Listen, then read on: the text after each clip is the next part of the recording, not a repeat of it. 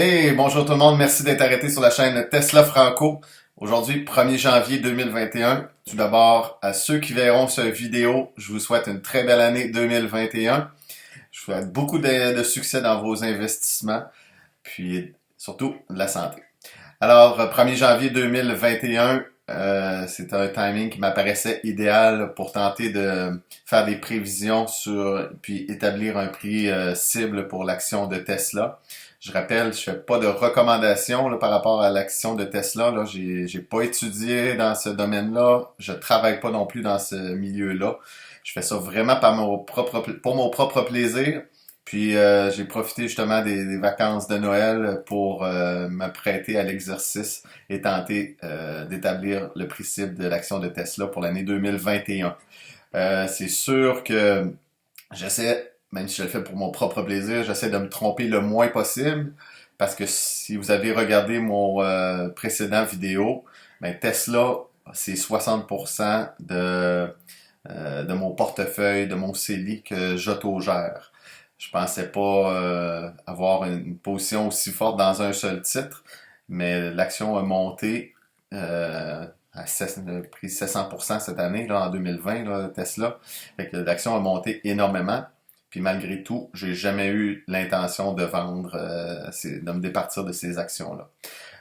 Pour le CELI, ceux qui sont pas des résidents canadiens, en fait, un CELI, c'est un compte d'épargne libre d'impôt dans lequel les Canadiens peuvent annuellement investir là, entre 5 et 6 000 $. Comme en 2021, ça va être 6 000 $. Les Canadiens peuvent investir dans ce compte-là. Puis, les bénéfices, en fait, quand on retire, tout ça se retire à l'abri de l'impôt. Fait que les gains sont retirés à l'abri de l'impôt. Alors, pour revenir à l'action de Tesla, c'est sûr qu'en 2020, l'action a clôturé à 705 $. Avec les ventes de véhicules Tesla en 2020, c'est dur de justifier une capitalisation boursière là, qui avoisine maintenant les 700 milliards de dollars. Alors, ce que j'ai fait, moi, pour établir mon prix cible, qui, je vous le dis d'emblée, s'établit pour l'année 2021 à 910 $. C'est donc dire que à moins que l'histoire change énormément, en 2021, la majorité de mes investissements devraient être faits vers Tesla. Alors, fait que c'est ça. Je me suis prêté à l'exercice de tenter d'établir le prix cible en regardant, en prenant, sans aller trop loin nécessairement, même si je suis persuadé que Tesla a gagné la prochaine décennie. Ce que j'ai fait, c'est que j'ai été à peu près à mi-chemin en 2024. En 2024, c'est suffisamment loin pour en connaître un peu plus sur sur la compagnie même de Tesla. Puis, c'est pas trop loin non plus pour limiter un peu les trop grandes suppositions qu'on doit faire. Alors, c'est sûr, en 2024, les Gigafactory qui sont présentement en construction à Berlin et à Austin au Texas vont être complétés et fonctionnels, presque à pleine capacité. Il va y avoir Shanghai qui va être évidemment encore là et Fremont en Californie. Alors on va avoir assurément 4 Gigafactory. Avec les 10 milliards que Tesla a levé récemment, il est fort possible qu'il y en ait au moins une, sinon deux autres d'ici 2024, qui est Gigafactory qui vont être opérationnels. Fait que j'ai pris ce chiffre-là de 2024, tenté d'établir là, avec évidemment plein de suppositions, comme j'imagine tous ceux qui analysent Tesla font. Alors on prend pour acquis certaines choses, on essaie de faire bien des suppositions. Puis, fait que le prix que j'ai établi en 2024, je le ramène pour 2021, puis tenter d'établir mon prix cible. Alors, c'est l'exercice auquel me suis adonné. Je vous présente ça dans mon chiffrier.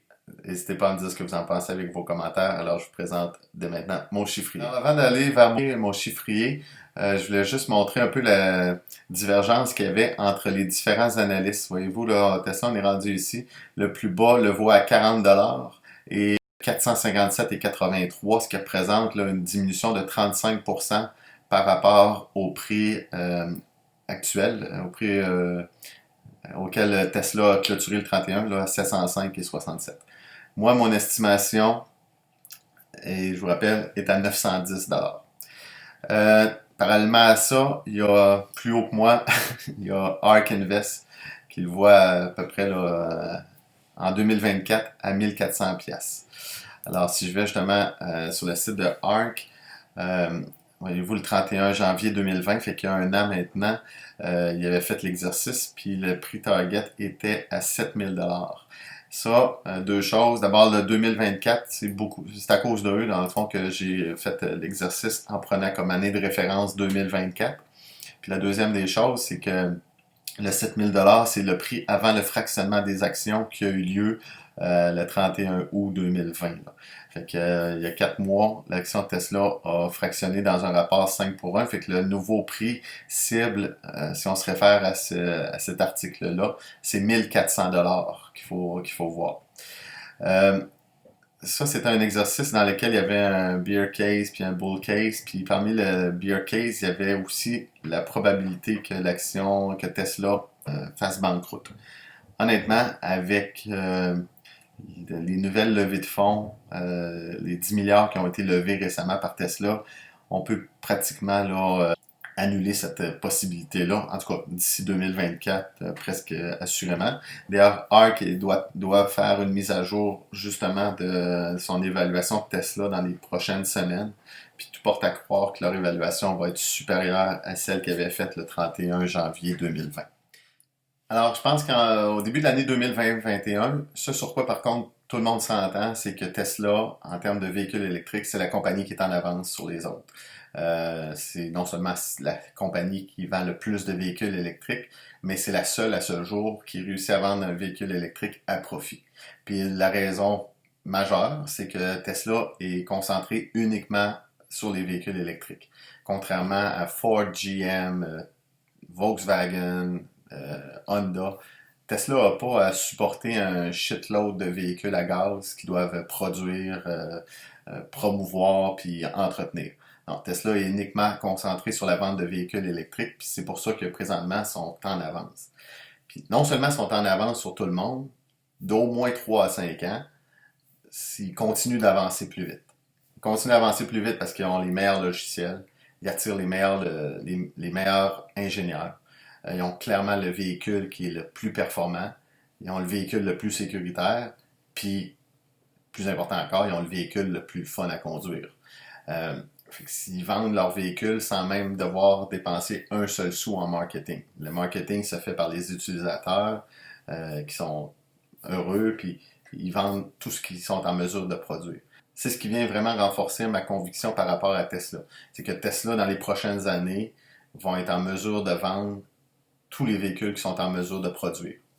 Dans ma tête, c'est clair, Tesla a gagné la prochaine décennie. Puis tout ce qu'ils vont être en mesure de produire, ils vont être en mesure de le vendre également. Puis ce qui va venir limiter la vente, c'est vraiment c'est intrinsèque. Est-ce qu'ils vont avoir les batteries suffisantes pour produire, puis est-ce qu'ils vont avoir les usines suffisantes pour produire. Fait que c'est les facteurs limitants présentement pour ce qui est de Tesla. Parce que l'avenir de l'automobile, c'est clair, c'est l'électrique. Puis la compagnie qui va gagner ce marché-là, ben c'est la compagnie qui va avoir la meilleure autonomie, qui va être en mesure de produire les véhicules avec la meilleure autonomie, puis éventuellement la compagnie qui va amener la conduite autonome par le véhicule lui-même. Puis pour ça, ben, ça prend des bonnes données, être capable de récolter des bonnes données. Puis encore là, avec le nombre de conducteurs qui sont présentement sur les routes, puis les logiciels d'intelligence artificielle, ben Tesla, c'est la compagnie qui récolte, là, ils récoltent en une journée ce que d'autres compagnies prennent un an à récolter comme données. Fait c'est vraiment, encore là, c'est un autre point qui vient renforcer ma conviction sur Tesla. Puis en termes d'autonomie, si on regarde, quand on essaie de comprendre à quel point Tesla est en avance, Tesla, en 2012, a produit le modèle S. Puis là, plus que 8 ans plus tard, c'est toujours le véhicule avec la plus grande autonomie. Malgré qu'on dise que la concurrence s'en vient, 8 ans après la modèle S, il n'y a toujours personne qui était en mesure de produire un véhicule avec autant d'autonomie que la modèle S. Comme je discutais plus tôt, les principaux facteurs limitants pour Tesla, c'est pas la compétition, c'est pas l'adoption des véhicules électriques. Je pense que Tesla est maintenant assez reconnu comme étant une marque de véhicules électriques plus qu'intéressante. Ils ont un réseau maintenant de bornes qui fait que l'autonomie est plus un facteur aussi limitant qu'il pouvait l'être il y a quelques années. Je pense vraiment que les facteurs limitants sont intrinsèques. Alors, est-ce que Tesla va avoir la possibilité de produire suffisamment de véhicules pour atteindre ses objectifs? Puis est-ce qu'il va avoir une quantité de batterie suffisante pour pouvoir produire justement ces véhicules? Elon Musk pense être capable d'atteindre un chiffre d'augmentation annuelle de 50% pour les 10 prochaines années. Alors, on est à 500 000 véhicules cette année avec une augmentation de 50%. Ça pourrait nous mener, là, théoriquement, à un chiffre qui pourrait ressembler à 28 millions de Tesla produites en 2030. Peu importe que ce chiffre-là arrive à 28 ou à 20, que ça soit finalement 50 ou 40% d'augmentation annuelle, je pense que dans les premières années, l'augmentation va être beaucoup plus rapide. Fait que on passera pas de 500 000 à 750 000. Je pense vraiment que dès l'année prochaine, la production de véhicules va être doublée. Wall Street anticipe un 850 000 pour l'année 2021.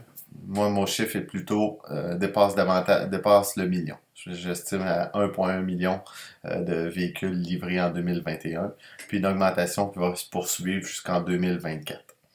Puis on va avoir une bonne idée là, de la capacité d'augmenter la production chez Tesla dans les prochains jours. On va savoir la production de véhicules pour Q4 2020. Voyez-vous, ça c'est les véhicules produits en 2020. On a eu 88 000 au premier trimestre, 91 000 au deuxième. Là, il y avait eu des interruptions à cause de la COVID, là, autant à Fremont qu'à Shanghai. Puis en Q3, ben, il y a une grosse augmentation. Puis Tesla en Q3 a réitéré son objectif de 500 000 véhicules. Fait que 500 000 véhicules, ça voudrait dire en Q4, là, on est à 318, 181, 313 véhicules. Ce qui ferait une augmentation par rapport au quart précédent qui était excellent de 30%. Chose est certaine, je pense que tout le monde, on peut prendre pour acquis que le Q4 va être un autre trimestre record. Q3 était un trimestre record, Q4 va l'être un trimestre record. Puis à partir de maintenant, en 2021, Q1, ça va être la même chose, ça va être un trimestre record, par-dessus trimestre record, par-dessus trimestre record, suivi d'un autre trimestre record. Alors, pour les prochaines années, je m'attends à ce qu'à chaque quart, Tesla annonce une production record et des livraisons records de véhicules Tesla. Alors, le chiffre avec lequel que j'anticipe en 2024, c'est 3,7 millions.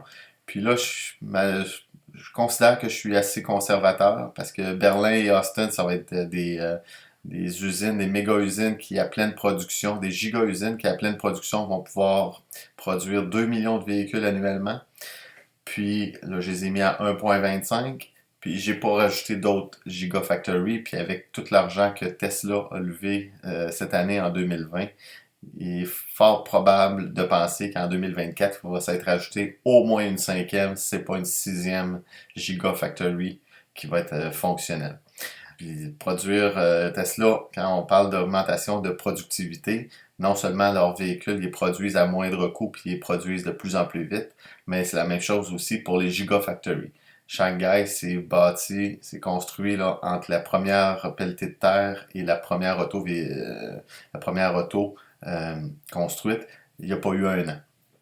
Alors, Tesla est de plus en plus efficace dans la production de Gigafactory. Maintenant, pour ce qui est mon scénario pour 2024, on a ici les modèles qui vont être évidemment disponibles. Tesla, lors de la journée de la batterie, a parlé du Battery Day qui était le 22 septembre dernier, a parlé d'un nouveau modèle à 25 000 $. Alors, ici, c'est ce qu'on connaît à peu près là, de la capacité des batteries. Puis, ce que j'ai voulu faire, c'est estimer un peu la production des différents véhicules en fonction puis voir si, avec ces chiffres-là, la capacité, il y avait suffisamment de batterie. Alors, lors du Battery Day du 22 septembre dernier, Tesla a annoncé qu'ils se lançaient justement dans la production de batteries avec leur nouvelle batterie 4860. Puis il y avait comme objectif de produire en 2022 100 gigawatts de batterie, puis en acheter la même quantité auprès de leurs fournisseurs. Puis le plan, c'est d'atteindre en 2030 de produire 3 terawatts afin de vraiment répondre à l'objectif là, qui se sont fixés. Puis d'en acheter tout autant, fait qu'on peut penser qu'en 2030, il y aurait de disponible 6 terawatts de batterie pour pouvoir produire les véhicules, le nombre de véhicules nécessaires. Alors ici, c'est un scénario que j'ai fait moi-même. Les chiffres peuvent évidemment varier là, dans la réalité, mais avec les chiffres que j'ai mis là, 1,5 million de modèle 3, modèle Y 1,5, puis je pense que j'ai été quand même conservateur parce que c'est le véhicule pour lequel Tesla a le plus de demandes, puis ils s'attendent à ce que rapidement, là, ça devienne le véhicule le plus populaire. Plus populaire encore que la 3, la S et la X combinées. Mais j'en ai mis autant que la modèle 3. Puis c'est un véhicule qui, même s'il se vend plus cher que la 3, à cause justement de l'amélioration de production de Tesla, c'est un véhicule qui coûte moins cher à produire pour Tesla présentement. L'encastrage de moins de pièces, le fait que les nouvelles batteries vont avoir une meilleure densité, puis une meilleure efficacité, une meilleure performance, mais en plus, ils vont servir d'éléments structurels. Fait que ça vient diminuer encore le coût de production. Fait que tout ça nous mène là à une quantité de batterie nécessaire de 3 gigawatts. Alors en 2024, puis j'estimais qu'en 2024, en 2022, on parlait déjà qu'elle allait avoir 2 gigawatts. En 2024, j'ai doublé ce chiffre-là. Je pense qu'ils peuvent avoir accès à 4 gigawatts. Fait que le scénario que je présente là, de production de 3,6 millions de véhicules, qui nécessiterait 3 gigawatts de batterie, c'est un scénario que je considère être plausible. Alors, pour en arriver à mon prix final, ce que j'ai fait, c'est que j'ai évalué Tesla selon 3 scénarios. Un premier où il y aurait uniquement la vente de véhicules. Dans un deuxième scénario, il y aurait la vente de véhicules et aussi la vente de batteries. Puis, dans un troisième scénario, il y aurait des revenus aussi qui seraient liés au robot taxi, qui est l'objectif ultime là, du transport futur. Puis, pour chacun des 3 scénarios, j'ai évalué à ce moment-là le prix de l'action de 2 façons. Une première selon le fameux là, PE ratio, là, le rapport coût-bénéfice. Puis, dans un deuxième temps, selon le rapport relié au revenu. Alors, un multiple relié au revenu, qui est une façon d'évaluer des compagnies qui sont en croissance comme Tesla. Puis, en 2024, Tesla sera encore en croissance. Alors, c'est une façon qui m'apparaît légitime d'évaluer la compagnie Tesla. Alors, en faisant la moyenne de ces deux calculs-là, je suis arrivé à un prix pour chacun des scénarios. Puis, pour l'année 2024. Puis, question d'établir mon prix cible pour 2021, j'ai appliqué un facteur en présumant d'un rendement. Puis j'ai été généreux, j'ai utilisé un rendement de 12%. Fait que si en 2024, j'arrive avec un prix X, ben, combien en 2020 puis en 2021 ça vaut en estimant un rendement de 12% pour arriver au prix X. Fait que, dans le fond, pour 12%, je prends 12% à la puissance 3 ou à la puissance 4 pour arriver avec un facteur de division pour trouver le prix 2020 puis 2021. Alors, mes facteurs de division sont ici. Alors, si je prends le scénario automobile, ça c'est mon scénario final là, dans la colonne C ici. J'avais mis des scénarios pessimiste, de base et optimiste, mais mon propre scénario à moi. Alors, je pars de 3,6 millions de véhicules. J'estimais le prix moyen quelque part entre 45 et 50 000 $. Fait que j'ai pris 47 500 $. C'est l'objectif d'Elon Musk de rendre ses véhicules le plus accessible possible. Mais en 2024, il va y avoir aussi la vente de semi-remorques et la vente de Cybertruck qui vont venir augmenter le coût moyen. Puis de Roadster aussi. Alors, ça amène des revenus de 173 milliards de dollars. Tesla est déjà actuellement la compagnie automobile avec la marge bénéficiaire brute la plus élevée pour ce qui est de l'automobile à cause de son intégration verticale, à cause de son efficacité. Voyez-vous, au dernier trimestre, la marge était à 27,7%. Alors, je l'estime en 2024 à 37,5%. Elon Musk pense atteindre éventuellement près de entre 40 et 50%. Dans le fond, c'était juste à titre indicatif parce que ce qui était important dans mon calcul, c'était la marge nette. Alors, j'ai calculé un pourcentage de marge nette de 6% des revenus de 173 milliards, ce qui amenait à ce moment-là des bénéfices nets de 10 milliards ou 10,42 dollars par action. Alors, mon prix de 10,42 dollars par action, encore là, il est prudent parce que il n'y a pas tout à fait il n'y a pas 1 milliard d'actions en circulation. Mais pour rester prudent, j'ai calculé sur 1 milliard, puis aussi, je me dis, ça tient compte de peut-être de futures dilutions qu'il pourrait y avoir là, pour des levées de capital futures que Tesla voudra faire. Alors, avec un bénéfice par action de 10,42 en prenant un multiple de 75, le multiple actuel est à 1200.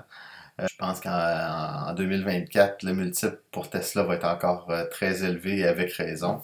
Mais j'arrive avec une capitalisation boursière de 781 milliards de dollars ou un prix par action en 2024 de 781. En appliquant mes facteurs de division, j'arrive à 497 pour 2020, puis 556. Ça, c'est avec le ratio cours-bénéfice dans le scénario où il y aurait uniquement la vente de véhicules. En prenant un facteur avec l'autre façon de calculer, le PS, le Price to Sales Ratio, en prenant un ratio de 6, j'ai des comparables ici là, avec Apple qui est à 8,6 actuellement, Amazon est à 5. Fait qu'en 2024, un rapport Price to Sales Ratio de 6 pour Tesla, ça m'apparaît très très raisonnable. On arriverait avec une capitalisation boursière à ce moment-là de 1 billion. En français, on dit 1 billion. En anglais, ils disent 1 trillion. Alors, puis en faisant la moyenne des deux ici, j'arrive dans un scénario de vente de véhicules uniquement de 911 dollars d'action en 2024, ramené en 2021, 20 puis 2020. Bref, vous avez des prix ici que vous voyez. Dans un deuxième scénario, où à ce moment-là, il y aurait aussi des revenus liés à l'énergie, puis la portion énergétique va prendre de plus en plus d'importance chez Tesla. Elon Musk s'attend à ce qu'éventuellement ces revenus-là soient équivalents de ceux liés à l'automobile. Alors en 2024, je pense que mon 20% demeure conservateur. Fait que j'ai pris 20% des revenus de l'automobile et pour les appliquer aux revenus de batterie, ce qui amène à ce moment-là des revenus de 34 milliards qui se rajoutent aux 173 milliards de revenus d'auto pour un total à ce moment-là de 208 milliards. Toujours avec les mêmes marges, j'arrive avec une capitalisation boursière de 937 millions. Dans le deuxième scénario, avec le Price to Sales Ratio, j'arrive avec 1 billion 250 milliards, ce qui fait une moyenne des deux à ce moment-là de 1094 pour l'année 2024. Puis quand on ramène pour l'année 2020 et l'année 2021, vous avez les chiffres ici par action. Puis ce scénario-là me semble très très conservateur, puis surtout très plausible. Là. Il va certainement avoir des ventes importantes reliées à l'énergie. Puis dans le troisième scénario, à ce moment-là, on inclut les robots taxis. Puis on se rapproche de plus en plus là, de Tesla a mis à disposition de ses conducteurs, de certains de ses conducteurs, la version bêta, qui est très très impressionnante. Fait que là, ce que j'ai fait, j'ai pris tout l'ensemble des véhicules qui seraient disponibles pour des robots taxis pour Tesla en 2024. Fait que si je regarde là, en 2024, le nombre de véhicules, le total cumulé, il y aurait autour de 9 millions de Tesla. Disons que je me suis gardé une marge de manœuvre encore là. Fait que j'ai pris 8 millions de véhicules. Les véhicules qui pourraient servir au robot taxi, vous avez les véhicules là, Too Sexy. Too sexy for my car, too sexy for my car, too sexy by far. La 2, la S, la 3, la X et la Y. Fait que j'ai pris pour acquis que 95% de ces véhicules-là, c'était ce genre de véhicules. Ce qui mettrait des possibilités de 7,6 millions de robots taxis. Prenant pour acquis que 5% de ces véhicules-là qui vont être des robotaxis exclusifs. Ça donne 400 000 véhicules robotaxis qui parcourraient chacun 100 000 milles par année. Mon 100 000 milles est basé là, sur le calcul ici là, de 14 heures par jour, 35 km par heure, 350 jours par année. Il n'y a pas nécessairement de raison de ne pas avoir 365, mais je me suis gardé une marge de manœuvre là, ce qui donne 171 000 km ou 107 000 milles.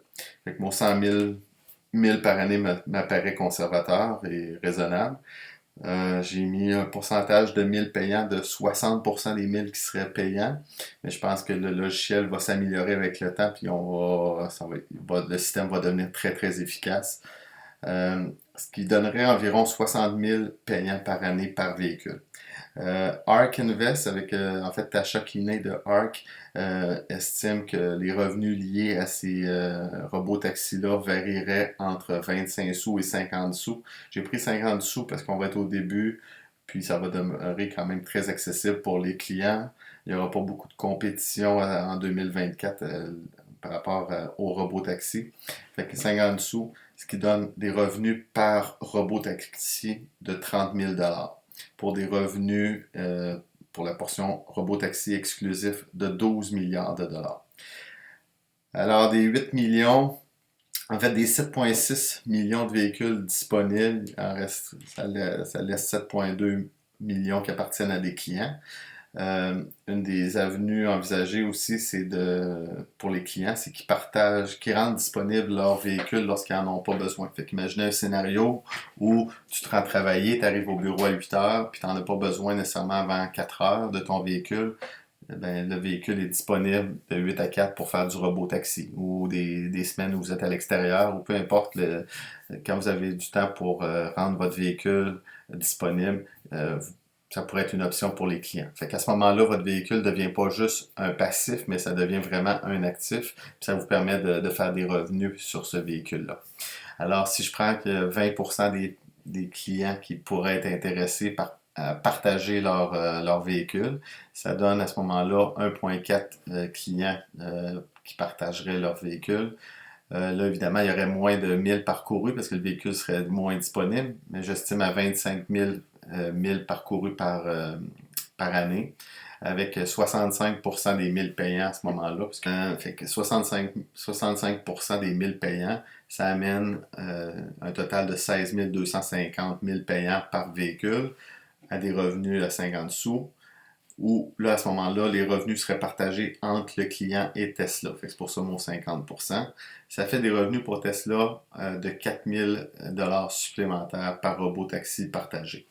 Fait qu'au total, c'est 5,8 milliards qui se rajoutent aux 17 milliards, qui se rajoutent aux 12 milliards des robots taxis exclusifs. Fait que pour l'ensemble des robots taxis, ça donnerait 17 milliards de dollars supplémentaires. Fait que ça génère à ce moment-là des revenus totaux de 226 milliards pour Tesla. J'ai mis un profit, une marge légèrement plus élevée parce que tout cet argent-là, les 50 sous, c'est des revenus qui s'en vont presque directement là, sur la ligne du bas, parce qu'il y a très peu de dépenses liées à ça. Fait que j'ai mis 7%, ce qui donne un bénéfice par action de 15,83 à ce moment-là dans ce scénario-là. Toujours avec le multiple de 75, j'arrive avec une capitalisation boursière de 1 187 millions. Puis le prix par action, vous l'avez ici.